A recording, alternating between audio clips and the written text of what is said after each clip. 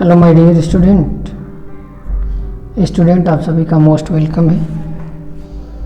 और स्टूडेंट, आज से हम आपके सिलेबस का मतलब क्लास 12th का जो सिलेबस है उसका जो फर्स्ट चैप्टर स्टार्ट करने वाले हैं। चैप्टर फर्स्ट जो है हम लोग स्टार्ट करेंगे और ये topic wise lecture series continue चलती रहेगी। तो आज हम चैप्टर फर्स्ट में स्टार्ट करने जा रहे हैं लेक्चर सीरीज बच्चों। और सबसे पहले हम डील करेंगे लाइफ स्पेन के बारे में। एक्चुअली में dear student, life span actually में होता क्या है। तो किसी बेबी का बर्थ होता है और एक निश्चित समय बाद उस बेबी का क्या हो जाता है, डेथ होता जाता है। तो बर्थ से लेकर डेथ तक की जो पीरियड है, ये जो टाइम पीरियड है, इसी टाइम पीरियड को हम लोग कहते हैं लाइफ स्पेन, जो बर्थ से स्टार्ट होता है और डेथ पे जाके कंप्लीट होता है। तो लाइफ स्पेन एक्चुअली में है क्या, तो ये पीरियड है किसके किसके बीच में, तो बर्थ के और नेचुरल डेथ के। अब यहाँ एक शब्द है नेचुरल डेथ। नेचुरल डेथ का मतलब क्या है कि आप नेचुरल तरीके से मर जाएं, ना कि आपका एक्सीडेंट हो। एक्सीडेंट वगैरह नहीं होना चाहिए, तो ये एक्सीडेंटल डेथ हो जाती है। अचानक हो जाए तो आपके लाइफ साइकिल में कंसीडर नहीं की जाएगी। यानी आपको अगर बेबी के रूप में बर्थ हो रहे हैं तो ओल्ड ग्रुप में आपको कन्वर्ट होना पड़ेगा, फिर आपकी डेथ हो तो उसे नेचुरल डेथ में कंसीडर किया जाएगा। अब ये जो लाइफ स्पेन है अलग अलग ऑर्गेनिज्म में डियर स्टूडेंट्स वेरी करती है। ये लेस देन एक दिन से कम नहीं हो सकती है, या लगभग 400 ईयर्स के आसपास भी हो सकती है। लेकिन लाइफ स्पेन किसी ऑर्गेनिज्म का डियर स्टूडेंट कुछ भी हो, लेकिन ये यूनिवर्सल सत्य है बच्चों कि लाइफ स्पेन कुछ भी हो, चाहे एक दिन की हो चाहे 400 दिन का हो, लेकिन ये पक्का है कि आज जो पैदा हुआ है बच्चों उसको एक ना एक दिन क्या होना है, मरना है। कोई भी इस धरती पे स्टूडेंट इमोर्टल मतलब अमर नहीं आया है। हाँ, एक को कंसीडर किया जाता है, सिंगल सेल ऑर्गेनिज्म को ये माना जाता है कि ये इमोर्टल है, लेकिन एक्चुअल में वो इसलिए होता है क्योंकि सिंगल सेल ऑर्गेनिज्म में एक ही सेल है, जैसे कि अमीबा है। ऐसे अगर ये अमीबा डिवाइड हो रहा है 2 सेल में, ऐसे ऐसे 2 सेल इसी में बन रहे हैं, तो ये जो दोनों सेल्स हैं इसी के साइटोप्लाज्म और सेल मेम्ब्रेन के डिवीजन की वजह से बन रहे हैं। तो जो साइटोप्लाज्म इस सेल में था वही अगले सेल में चला गया, जो इसमें साइटोप्लाज्म था वही इस सेल में भी चला गया। तो इसलिए माना जाता है कि जो यूनिसेलुलर ऑर्गेनिज्म है वो इमोर्टल कंसीडर किया जाता है। अब कुछ जीवों के लाइफ स्पेन है जो हम आज जानेंगे एक टेबल फॉर्म के रूप में। नीचे हमने टेबल बनाया है और उस टेबल्स में हम देखेंगे कि जो ऑर्गेनिज्म है उनकी क्या क्या लाइफ साइकिल्स मतलब कितनी कितनी हो सकती है। तो एक तरफ हम जान रहे हैं कि लिविंग ऑर्गेनिज्म में उनकी लाइफ साइकिल। एक मे फ्लाई है डियर स्टूडेंट, इसकी लाइफ साइकिल एक दिन की ही होती है, मतलब ये एक ही दिन में पैदा होती है और उसी दिन रिप्रोडक्शन वगैरह करके मर भी जाती है। एक बटरफ्लाई है, बटरफ्लाई की लाइफ साइकिल जो होती है स्टूडेंट 1 से 2 वीक की होती है। वीट की अगर प्लांट की बात करें तो 6 मंथ के आसपास इसका लाइफ स्पेन होता है। क्रो की बात करें तो क्रो का लगभग 15 ईयर्स के आसपास होता है। डॉग की बात करें तो ये 25 ईयर्स के आसपास जीते हैं। बनाना ट्री जो है लगभग ये भी 25 वर्ष के आसपास जीते हैं। ह्यूमन बीइंग जनरली 100 वर्ष के आसपास जीते हैं। अगर इसके बीच में अगर एक्सीडेंटल मौत हो गया तो वो लाइफ स्पेन में कंसिडर नहीं किया जाएगा। पैरेट है डियर स्टूडेंट 140 वर्ष के आसपास जीता है। बनियान ट्री है डियर स्टूडेंट वो लगभग 200 साल जीता है। तो अगर आप यहाँ देखें पैरेट और बनियान ट्री में लगभग 60 साल का बस अंतर है। इसका मतलब ये है कि किसी जीव का लाइफ स्पेन ये नहीं डिपेंड करता है कि उसकी साइज कितनी बड़ी है, क्योंकि आप देख रहे हैं पैरट्स है जिसकी लाइफ साइकिल 140 वर्ष है, लेकिन बनियान ट्री 200 वर्ष है। इवन ह्यूमन बीइंग को देखें तो 100 ही वर्ष है, और पैरट उसके कंपेरिजन में बहुत छोटा है, लेकिन इसकी लाइफ साइकिल 140 वर्ष के आसपास है। डियर स्टूडेंट, जैसे कि आपसे मैं बता दूं कि मेरा ये जो वीडियो लेक्चर होगा वो ड्यूअल लैंग्वेज में होगा, और हम नोट्स भी इसका प्रोवाइड करेंगे। हमारे टेलीग्राम ऐप पे ज्वाइन कर लीजिए, आप सर्च कर सकते हैं नारायण बायोलॉजी क्लासेस करके, और क्लास 12th आपको लिखना पड़ेगा, Narayan biology classes, class 12th Narayan biology classes. वहाँ पर इसका आपका PDF में मिल जाएगा, और इस वीडियो लेक्चर का लिंक भी मिल जाएगा।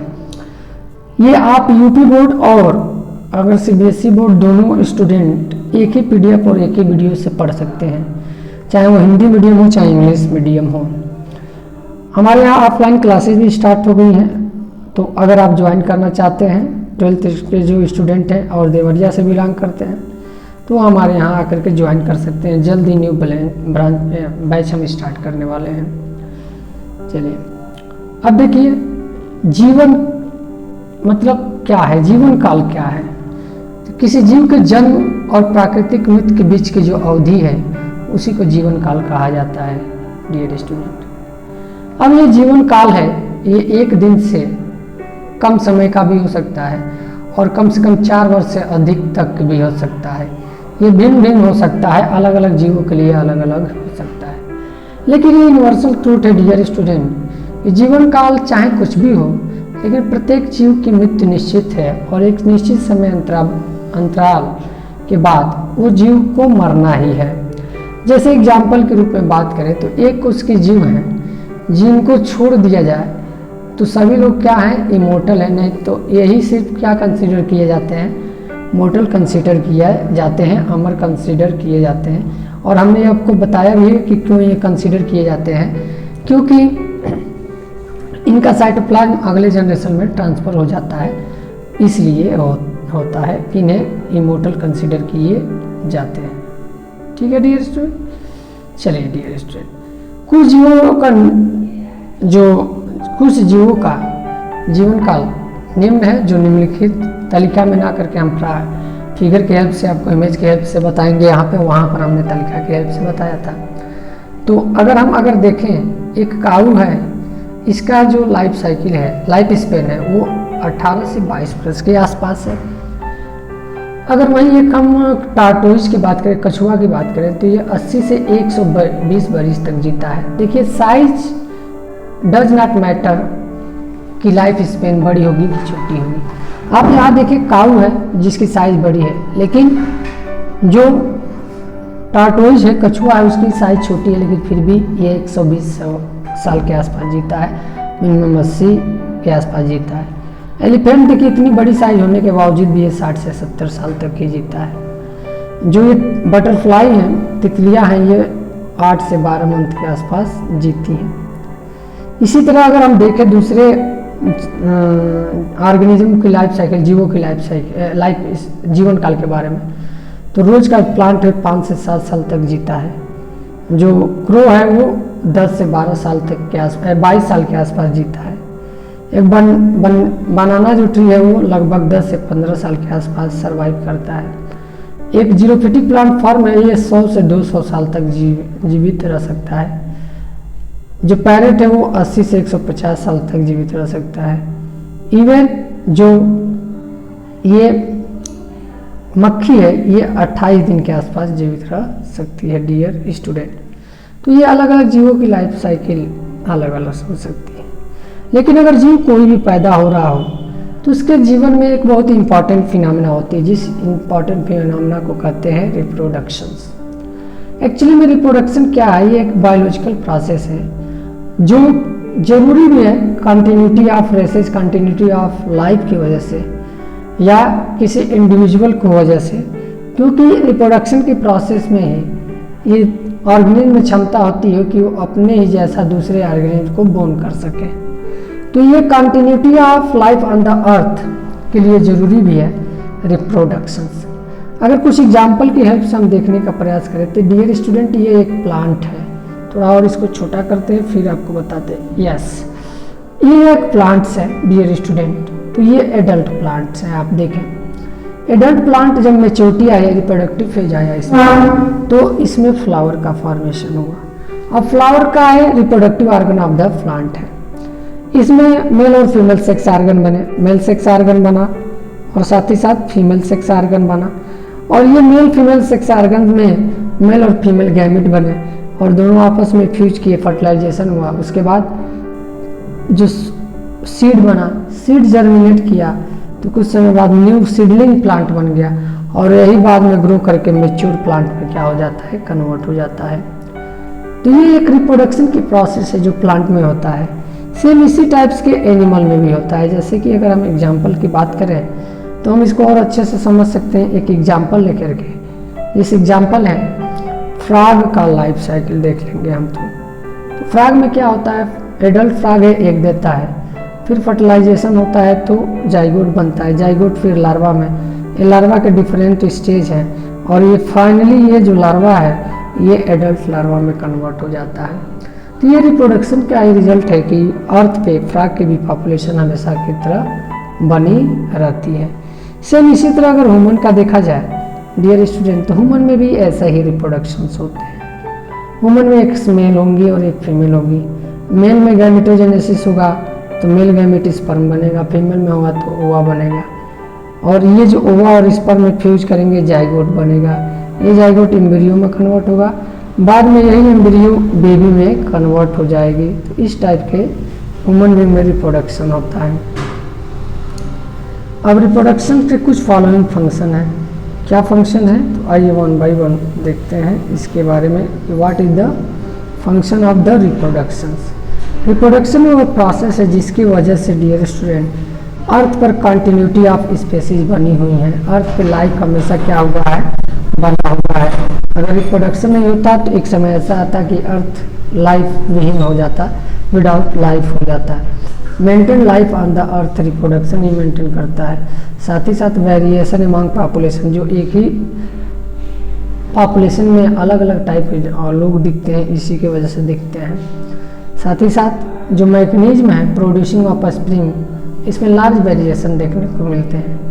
अब depending upon the organism habitat, मतलब किस प्रकार के हैबिटेट में, मतलब जगह पर ऑर्गेनिज्म रहता है और उसकी अंदर की फिजियोलॉजी क्या है और कौन कौन से फैक्टर इसमें इन्वॉल्व होते हैं, इनके आधार पर भी वेरिएशंस क्या होते हैं, चेंज होते रहते हैं। साथ ही साथ पार्टिसिपेटिंग, अगर रिप्रोडक्शन में एक इंडिविजुअल पार्टिसिपेट कर रहा है कि दो इंडिविजुअल पार्टिसिपेट कर रहा है, इसके आधार पर रिप्रोडक्शंस के टू टाइप होते हैं। एक होता है एसेक्सुअल रिप्रोडक्शन और एक होता है सेक्सुअल रिप्रोडक्शन। तो टू टाइप्स के होते हैं। चलिए अब हिंदी में एक बार में जान लेते हैं, क्योंकि हमने आपको ऑलरेडी बताया कि हमारा ये वीडियो लेक्चर ड्यूअल लैंग्वेज में होगा। तो रिप्रोडक्शंस की बात करें तो रिप्रोडक्शन एक जैविक प्रक्रिया है जिसमें वयस्क व्यक्ति अपने जैसे नए व्यक्ति, मतलब इंडिविजुअल को, नए जीव को जन्म देता है। अब रिप्रोडक्शंस की क्या इंपॉर्टेंस है, क्या वर्क है, तो ये प्रजातियों की निरंतरता को सक्षम बनाता है, पृथ्वी पर जीवन को बनाए रखता है, जनसंख्या में विभिन्न विभिन्नताएं पैदा करता है। ये रिप्रोडक्शंस के वजह से ही होता है। दूसरी बात, जो संतान पैदा करने वाले तंत्र है, जीवों के आवास, उनके आंतरिक शारीरिक विज्ञान एवं अन्य कई कारकों के आधार पर बदलता दिखाई देता रहता है। किसी में कम होगा, किसी में ज़्यादा होगा। एक या दो जीवों की भागीदारी के आधार पर भी प्रजनन दो प्रकार के होते हैं। अगर एक जीव है तो उसे अलैंगिक जनन कहेंगे, और दो जीव मिलना है एक के बेबी को बॉर्न करने में, तो उसे लैंगिक प्रजनन कहते हैं। डियर स्टूडेंट, वीडियो कैसा लगा आप इसे ज़रूर कमेंट बॉक्स में लिखें। अगर वीडियो पसंद आए तो लाइक करें, चैनल को सब्सक्राइब जरूर कर लें, जिससे कि अगर कोई भी वीडियो मैं अपलोड कर रहा हूँ तो उसका नोटिफिकेशन आपके पास पहुँचे। साथ ही साथ इसे यूपी बोर्ड वाले भी बच्चे देख सकते हैं, सीबीएसई बोर्ड वाले भी देख सकते हैं, यूपी बोर्ड इंग्लिश मीडियम भी देख सकते हैं। और इसका पीडीएफ प्राप्त करने के लिए या तो आप हमारे नंबर पे कांटेक्ट कर सकते हैं 9336544266, और आपको व्हाट्सएप के थ्रू पीडीएफ मिल जाएगा। या आप अगर नहीं कांटेक्ट करना चाहते तो हमारे जो है ये टेलीग्राम चैनल पे चले जाइए।